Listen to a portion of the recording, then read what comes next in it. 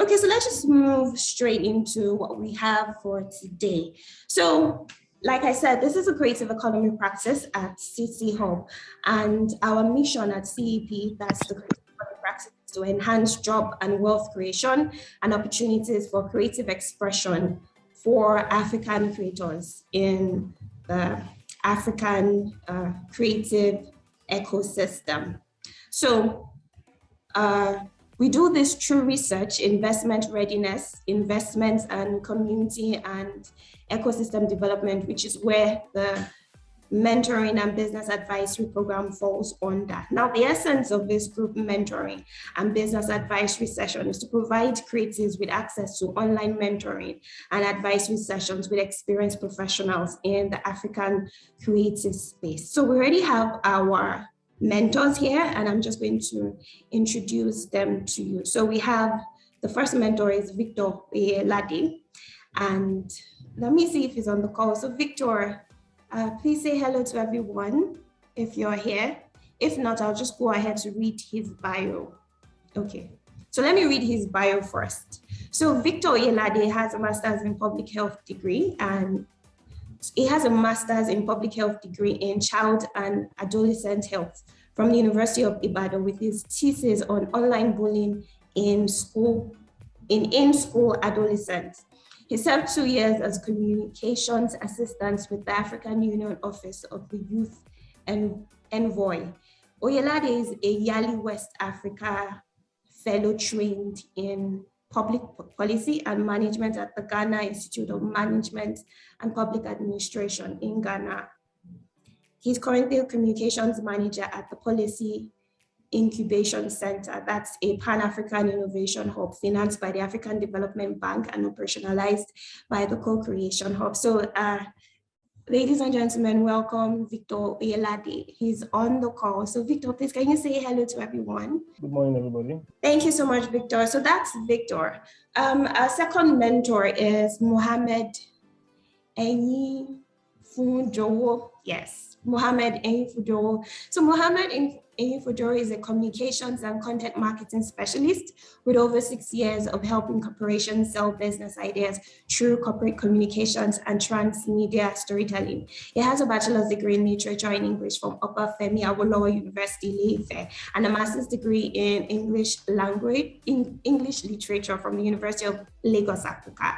He's currently a senior communications manager at CcHUB, where he's responsible for leading a team of strategists and creatives that are dedicated to helping several practices achieve optimal communications goals. He's known as a digital strategist. Mohammed is constantly researching the different ways businesses could engage their customers online. So, ladies and gentlemen, welcome Mohammed Eyinfunjowo. So, Mohammed, can you say hello to everyone? Hi, everyone. It's a pleasure to be here. Cheers. Okay, so thank you so much, Mohammed. So over to you, Labake. Labake is going to introduce how we're going to have the session. So over to you, Labake. Thank you very much, Tobilola. And once again, I'd like to welcome everybody to this mentorship session. And I know that we're going to make good use of the time that we're going to be spending here. Okay, quick one. We're going to be having 2 breakout sessions, and then one will be anchored by Victor Oyelade and the second person by Mohammed Eyinfunjowo. So this is how it's going to run. And both of them are going to be teaching simultaneously, and it's advised that you can go to any of the breakout sessions. So you can decide to go to that of Victor, you can go to that of Mohammed, and 30 minutes after we shuffle, you can leave. If you were in Mohammed's class previously, you move to Victor's class. If you're in Victor's class, you move to Mohammed's class. So that's how it's going to run. The breakout session is going to run for an hour, 30 minutes per session. So we'll be moving to our breakout sessions shortly, and if you have any questions, please drop in the chat box. I would answer them briefly before we move to our breakout sessions, but I hope we'll understand how we're going to be moving. Okay, so Toby, we'll move straight to our breakout sessions now, and I wish you all the best as you maximize the time that is going to be spent in the breakout sessions. Like I would usually advise, ask all your questions and maximize this opportunity. Thank you very much. While we wait for more questions in the chat box, I'm going to be taking some of the questions from our form. So please hold on, let me collate the questions. So I'm going to start with Mohammed. So Muhammad, this question is, how do I make my brand stand out so I can generate sales and be unique? So there are some questions that we got from the application form that are similar. So a lot of people are asking questions about how to generate sales, how to gain visibility online using their brand strategy. So this question is similar to most of the questions. I'm just going to ask it. So how do I make my brand stand out so I can generate sales and be unique? So Mohammed, please can you help answer this question? All right, thank you very much, Tobilola. Earlier on, I couldn't unmute myself, but I guess you guys just gave me permission to. So this is a very interesting question. It's something I discussed in one of the breakout rooms. When it comes to branding, over time, you might have heard people tell you that I have a very beautiful logo. But trust me, it's not just about your logo. It's about creating useful content online that people can actually engage with. So I did mention storytelling in one of my breakout rooms. It's quite essential.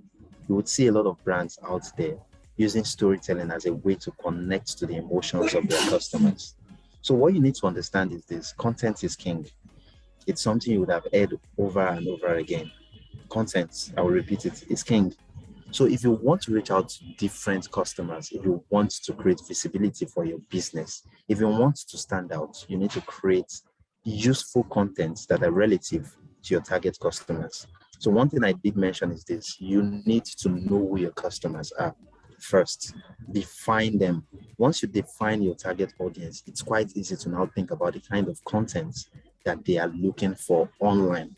Take, for instance, your business is into, let's say, fashion design, and your customers are young people between the ages of 18 and 45. Now you need to look at this. These people are quite interested in fashion, but what kind of fashion are they interested in? Especially, are they looking at makeup? Are they looking at tying their head scarf? Are they looking at the kind of dresses that would suit different occasions? Now, the kind of content you should be pushing out that will be relative to their needs is how do they get what they are looking for online. And trust me, you need to dole out this content for free. How you do it for free, or why you should do it for free, is so that they can engage your business online. So use useful content to engage them. And then once they begin to engage your content, you can now do a little bit of a paid ad. You can run ads around what your product and services offer. And then they trust your business enough because you've been giving them free resources and information. So far, so good. So they believe, oh, this is a business that cares about what I'm looking for. So let me buy from this business. So appeal to their emotion, then sell your product or services. Thank you so much, Mohammed. Thank you. That's a fantastic answer. Okay, so we'll move on to the next question. Victor, Tohib Ojualakwe is asking, what are the most cost-effective ways of implementing a digital strategy effectively? Okay, so Victor, please can you answer this question? All right, thank you for that. Yeah, so cost-effective strategies, I feel most of the cost goes into running ads and promotions. And so it's not about running ads, spending a lot of money on ads. It's seeing what platforms are most suited for the work you do. Like LinkedIn, we dwell more on LinkedIn because our target audience is more of the searchers and the private sector. And so what I know of LinkedIn is you really don't need to spend money on ads. It has organic refill that you can always tap into every 30 days. So I think once you can find a way to mitigate spending, while of course there should be a balance, because at some point in time, like for instance, if you are running, let's say, caption contest, you're running a social media contest, at some point, you probably will spend some amount of money on ads, but it makes no sense to, be promoting every post you have on social media. I mean, this ads cost quite some huge amount of money because it's denominated in dollars most of the time, So if you can find a way, to strike this balance, most of the all the social media platforms, Twitter, LinkedIn, Facebook, IG, they have insights that you can use, but it depends on the scope of your operation anyway. Like The larger your operation, for instance, for multinationals, that won't do. You need to spend some decent amount of money on scheduling tools like Buffer, Wixit, and some of them. But for startups that are just starting out, you really don't need to do that. You can just maximize the insights that come with these platforms, Twitter, Facebook, to read how your creatives are performing and to see where you can improve on them. So I think if you can limit spending around promotions, since you're just for young startups, so I think we can cut down expenses. Thank you very much, Victor. So in summary, Victor is saying leverage on the strength of social media platforms, their insights to see how you can implement your brand strategy, and then also use apps and tools, digital tools like scheduling apps to help you. So thank you so much, Victor. So we're just going to move over to the next question. So I saw a question in the application form and I'm going to take it. So someone was asking, are there any out-of-the-box guerrilla marketing strategies that are currently being applied by teams? And this is an interesting question because, a lot of small businesses don't have a lot of money to spend, but they have really big, they're very big on creativity. So Mohammed, this question is to you. Is there any out-of-the-box guerrilla marketing strategy that you've seen any brands, big or small, use that that small brands can incorporate in their brand strategy? Yes, I'm going to say yes 3 times. Yes, yes, yes. So the channels are still the same thing. They still use probably email marketing. They still use social media. Probably they still try to leverage influencer marketing. But something that I see that is different now is the kind of copies that is being used. These copies are in the streets lingo mad. So I've realized that a lot of businesses are now thinking out of the box, that people want to see something and connect with it emotionally. So you now see what we call clickbaits, probably on YouTube, on in emails, even as words that you can see on billboards. Take a lot of real estate companies, for instance. You would see, buy a plot of land for ₦1 million, and then underneath it, you'll see the 1 million is the discount, is the first deposit. That is not the money you will use to buy that land. But of course, on first look, you think the plot of land costs ₦1 million, whereas that's just 10% of how much the plot of land costs. So you are interested. They've piqued your interest that way. So copywriting is one of the out-of-the-box ways businesses are now advertising. And even though the copywriting is used on existing channels, they've been doing that a lot. Then clickbaits. A lot of businesses are now using YouTube a lot. They do not just sell business. They don't say, come and buy my product, come and pay for my services. They shoot out relatable content on YouTube. Say, for instance, I'm looking for how to fix my car on Google. And then Google gives me a suggestion such as how to fix your car on YouTube. And then I go to YouTube and then I see a content on YouTube, a video telling me how to fix my car. And then eventually the video on YouTube ends with, okay, this is something you can do on yourself, but it's better for an expert to do it for you. So contact us as the experts that treats your car because we care about your car. Obviously, I'm sold.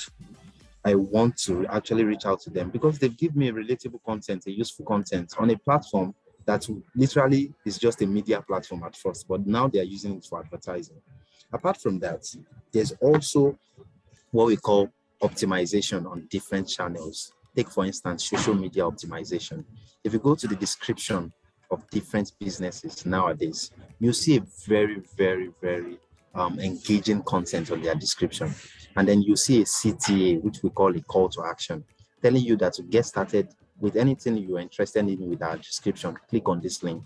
Now, this link doesn't take you to their website, surprisingly. It takes you to a landing page that outlines all their services, the advantages, the product descriptions, like a catalog. that gives you more information about the product and services they offer.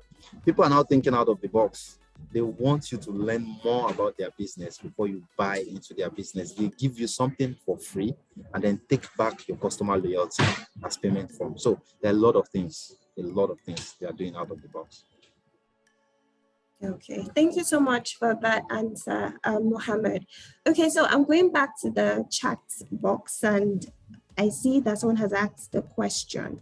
So Mayowa Adewuyi is saying, sometimes maybe last year or last week, I don't know, I launched an hyper-local blogging social networking site. My question is, how can I drive use of the platform through digital strategy on other platforms? And then his second question is, how can I develop content around usability of the platform? So this question, I'll put it to Victor. So I've unmuted you, Victor. All right. Okay, I think the first question is leveraging. Sorry, please can you go over there? Okay, so Mayowa has launched a blogging social networking site and he wants to know how can I drive use of the platform? So he wants people to use the platform through digital strategy. So he wants to know how he can drive use of the platform using digital strategy on another platform. So maybe Instagram, Twitter, YouTube. So how can he grow his own platform using other people's platforms? And then how can he develop content so that people can use his platform? So I think first you need to create an awareness. So like we've been mentioning since morning, since all day, a couple of minutes ago, like what strata of the population? All right, sorry about that. Yeah, so like I said, the first thing is you want to create an awareness. What has been your awareness strategy before you launched the blogging site? What strata of the population was this site developed for? What solutions are you committed to creating with this blogging site? Are there informations on healthcare? Are there informations on making money, on social media use? So that would have informed your awareness plan before launching that blog site. And already you have a waiting audience. Then secondly, I think my sincere advice to you would be to tap into influencer marketing. You need endorsements. So you have this blogging site. It's new in the market. Not so many people know of it, but are there influencers? You don't have to think of maybe the big names, looking at the budgets, but I'm sure you will know there's this concept called 6 degrees of association in psychology. It says that when you look around, most likely just within 6 people in your network, you can always find somebody. So when you look around, there are people who have much more social media following. If you don't know them directly, you probably will know somebody who knows them.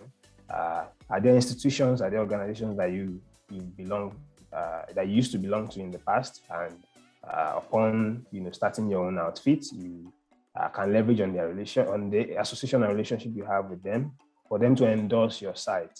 So you want to really tap into endorsement. Like, are there people, are there individuals, are there organizations, are there institutions that can throw in word for you, and pull their audience, to visit this blogging site?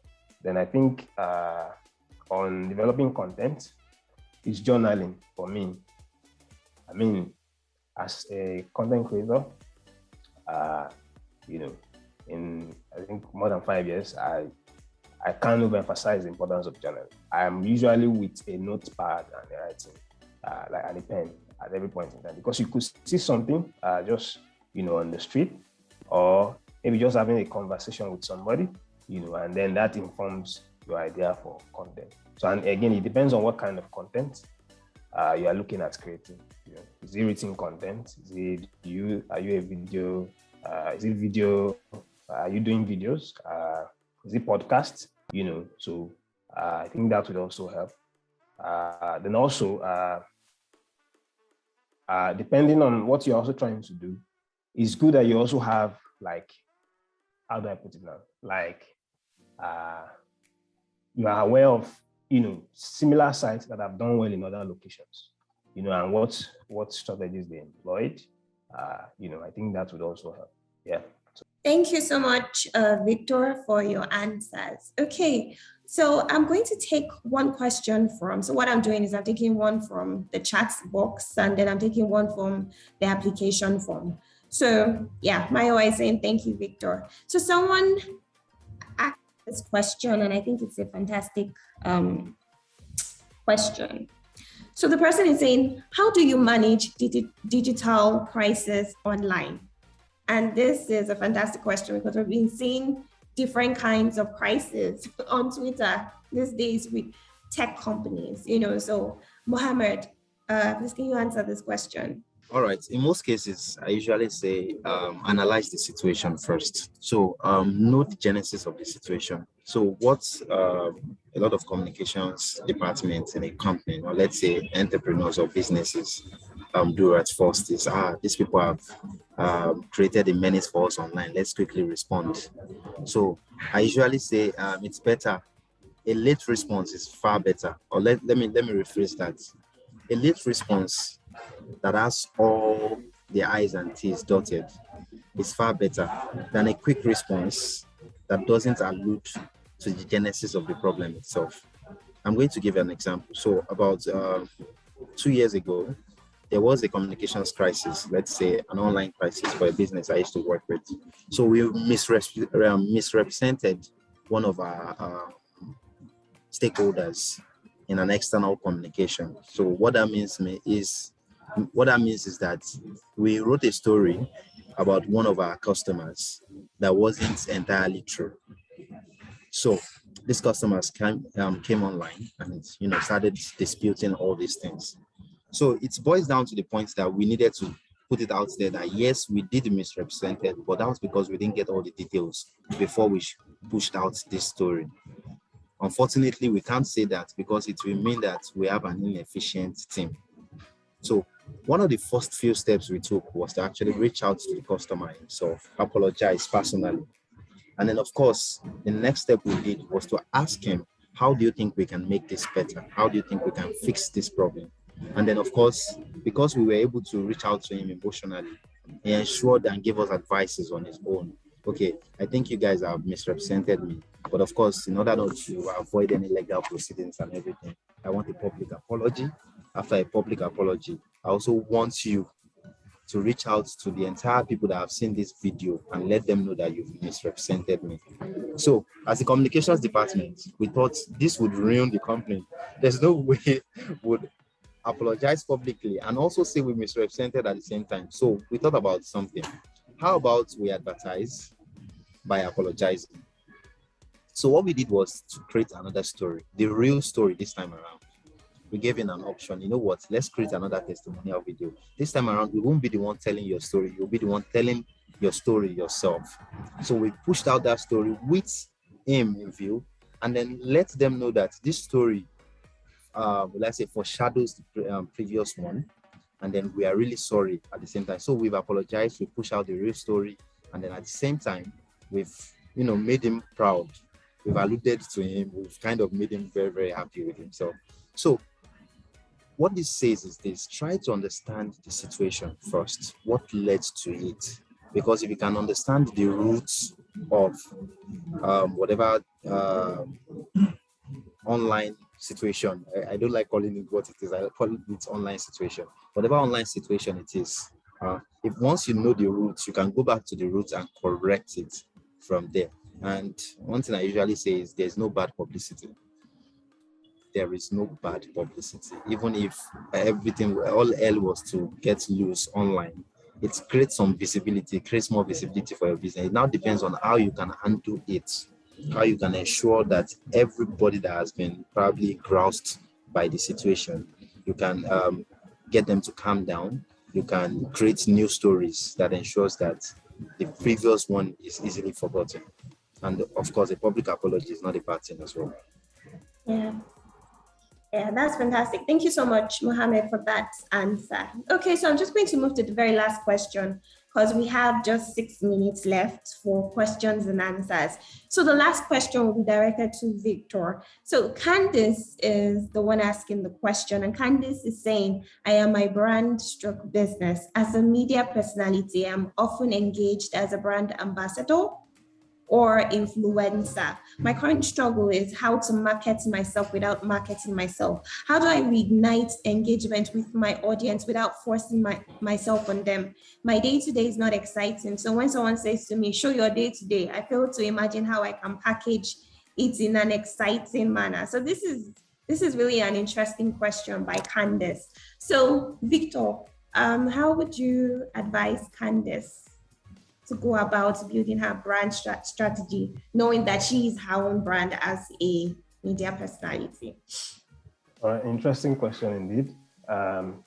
So what I would say is you need to be sure and aware of where your strength lies. You know?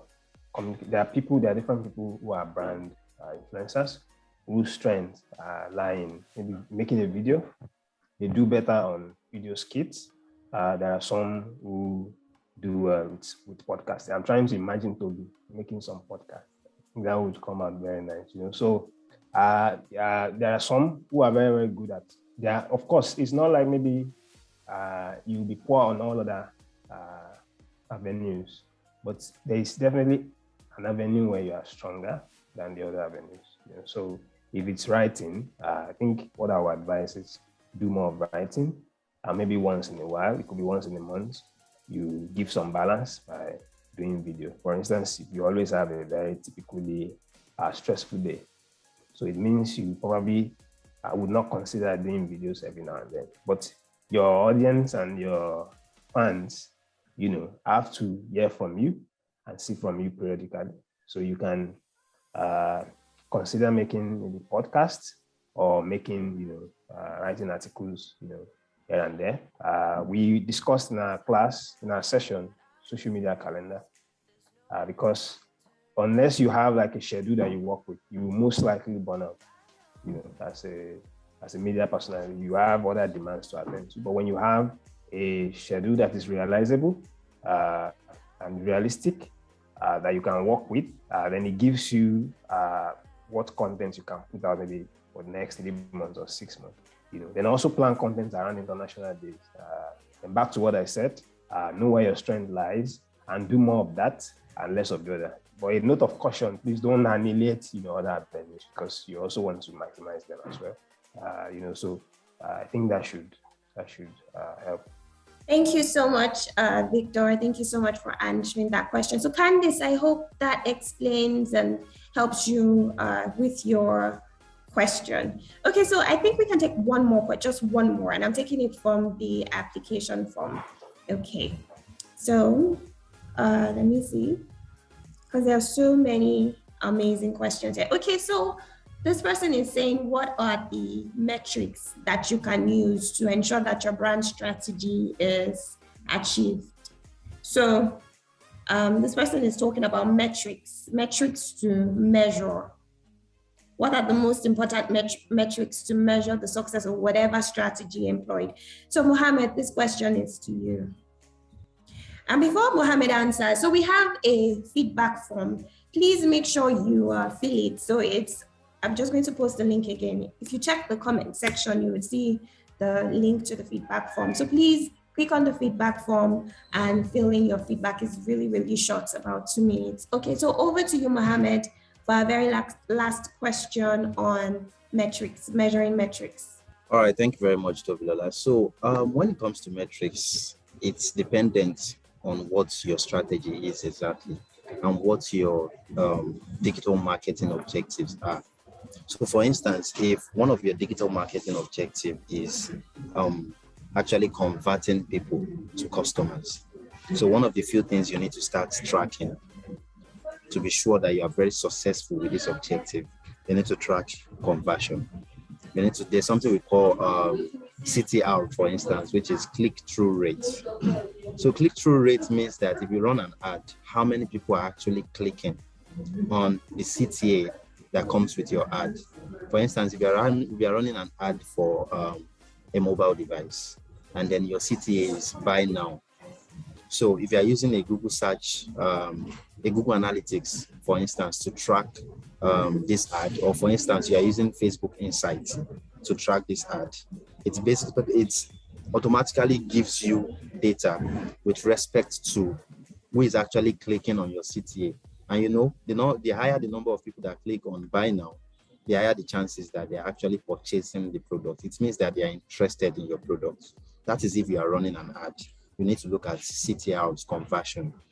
If you are not running an ad, and what you are basically doing is organic reach online. By organic, it means that you are not paying any money. You are just basically putting what you are selling online, expecting that your followers would see it and then probably purchase it. You need to look at the number of people that are engaging or viewing those products you are putting online, the number of people that actually message you. You are looking at messages you are receiving, you are looking at inquiries you are getting. That is if your objective is conversion. But if your objective is you want to increase your followership online, you want to increase engagement online. So basically what you'll be tracking for success, to be sure that you are actually successful with this objective, you are looking at your increments of followers weekly. Are you getting 2% increments weekly or monthly on your number of followers? If your engagement rate is about 30% on a post yesterday and it's 45% today, it tells you something. It tells you that whatever content that has increased your overall engagement, you need to push out more content like that. So tracking followership and engagement is also something you can track. We also look at website traffic. If you have a website that shows, that has a catalog of your products or services, or that explains, or that has an application form where people can actually apply to your program, you need to put Google Analytics. There's a code you can actually infuse into the website. Google Analytics helps you track website traffic. It tracks where people are actually coming from. So if your website traffic indicates that most of your website visitors are coming from a social media page, obviously you know most of your engagement is coming from social media. So you need to put more effort on social media to drive people to your website. So if you are tracking website traffic, you're not just only tracking the number of people that are visiting your website, you're also tracking what we call bounce rates. Bounce rates means that bounce rates are people that visit your website and leave without performing any action.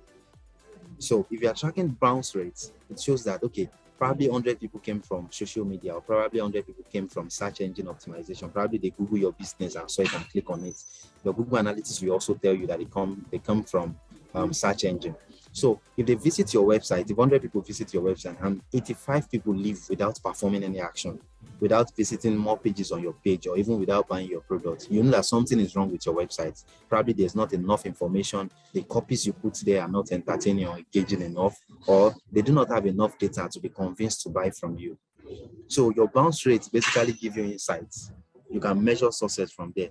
If your bounce rate is high, which means that more people are leaving your website, that's automatic failure. But if your bounce rate is low, it shows that more people are engaging your website and then they are buying from you. Website traffic, you can track that. Engagement, you can track that. Followership, you can track that. CTR, click-through rate, you can track that. Conversion, you can track. You can even track your ROI, which is ROA, which is return on ads, which means that if you are spending 5,000 naira on an ad, that 5,000 naira is getting you probably 20,000 naira profits. It shows that you are making sales. If you are spending 20,000 naira on ad, and the sales you are making within that 2 weeks on an ad is 5,000 naira, that's failure.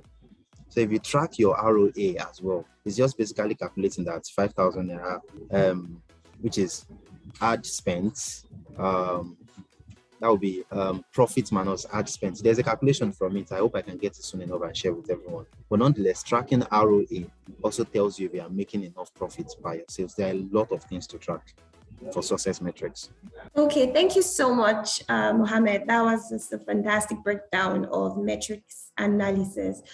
Okay, so have we come to the end? Yes, we have come to the end of this session. I'm so excited because you guys applied and then we selected you and then you showed up, and we're so excited that we've had an amazing session. So I have about 3 announcements for you. So we're going to wait for a couple of minutes. Please, if you haven't filled the feedback form, please fill it right now. I have posted the link right there in the chat box. So please use that link and start filling it right now. Okay, so I'm just going to do a little exercise. So if you have filled that feedback form, please just say yes or done. Let me see those people who haven't filled. So write done in the chat box. Done if you are, yes. So Adalbi, thank you so much.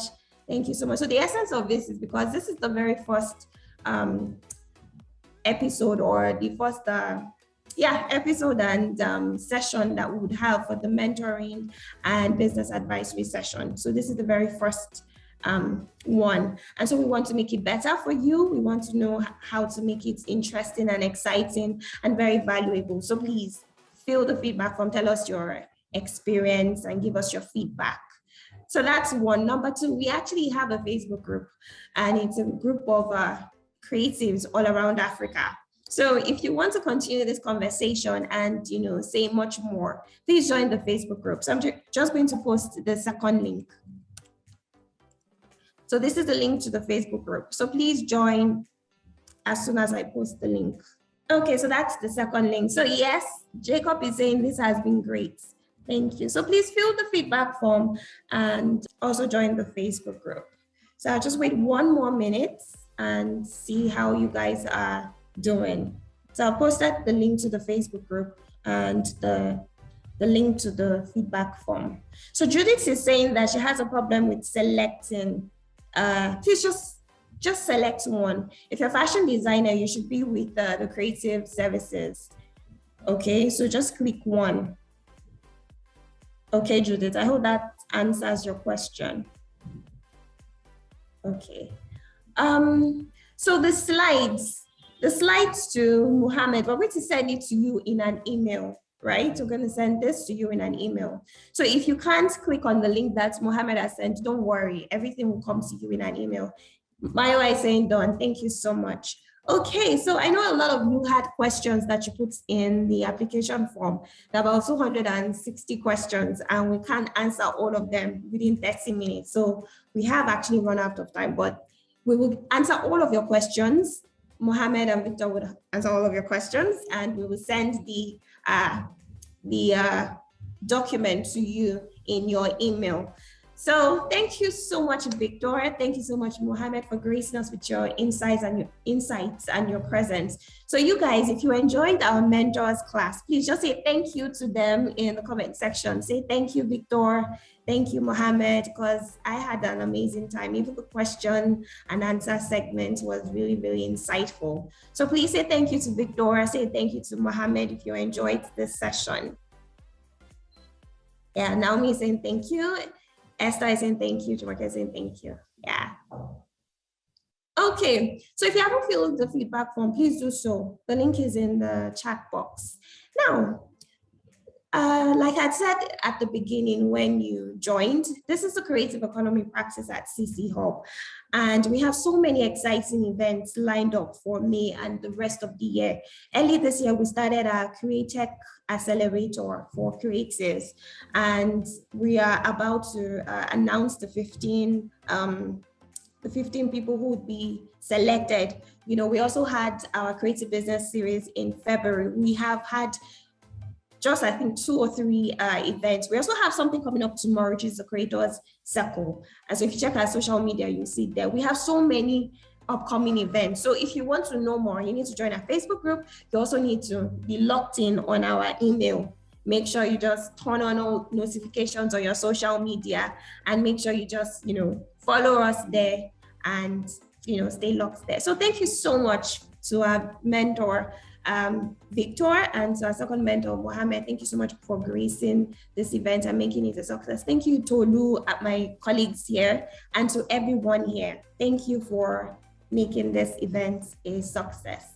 So we will be leaving in the next 1 minute. I just want to make sure everyone has filled the feedback form and joined our Facebook group. So if we have any other information, we're going to send it to you through email. Okay, so bye-bye, everyone. I will see if I can unmute everyone so that you can say your bye-byes. Okay, let me see if I can unmute. Yes, I've unmuted Adalbi. Anyways, bye-bye, everyone. Bye. Bye-bye. See you.